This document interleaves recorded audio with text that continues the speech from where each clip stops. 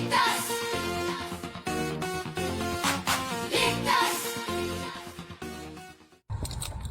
Mabuhay Sablayan, Bayang Matibay.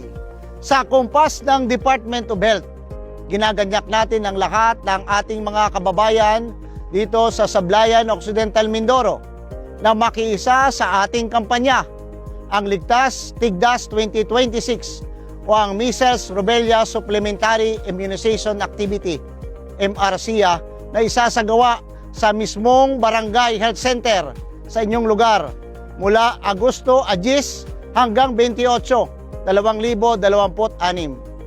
Ayon sa Department of Health, patuloy ang banta ng malawakang pagkalat o outbreak ng tigdas at rubella. Kung ikukumpara sa nakalipas na taon, tumaas ang bilang ng mga batang hindi nabakunahan. Ang tigdas ay maaaring magdulot ng malubhang komplikasyon tulad ng pulmonya, impeksyon sa tenga, impeksyon sa mata at pamamaga ng utak. Hala, delikado ito. Maaari rin itong humantong sa malnutrisyon at sa malubhang kaso na maaaring magresulta sa pagkamatay. Samantalang ang rubella, na kilala rin bilang tigdas hangin, ay isang sakit at karaniwang mild ang sintomas. Ngunit mapanganib para sa mga buntis. Maaaring magdulot ito ng pagkalaglag. Maaaring ang sanggol ay ipanganak na may malubhang kapansanan. Ayaw nating lahat na mangyari yan.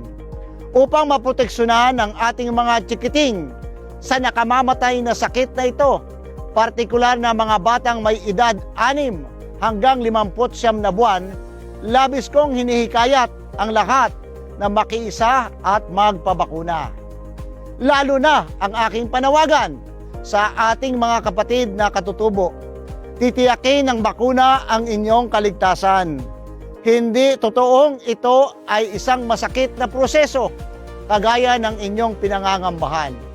Layunin din ang karagdagang bakuna na makaiwas ang inyong mga anak sa pagkakaospital at di inaasang pagkamatay dahil sa seryosong komplikasyon. Target nating 100% may bakuna ang mga taga-Sablayan. Ako po ay si Mayor Bong Marquez, kasama ang Municipal Health Department, ang mga opisyalis ng ating barangay, ang mga pinuno ng ating bayan, humihiling sa pakikipagkaisa nating lahat. Dito sa Sablayan, iba tayo. Matibay na, may bakuna pa, patitibayin pa.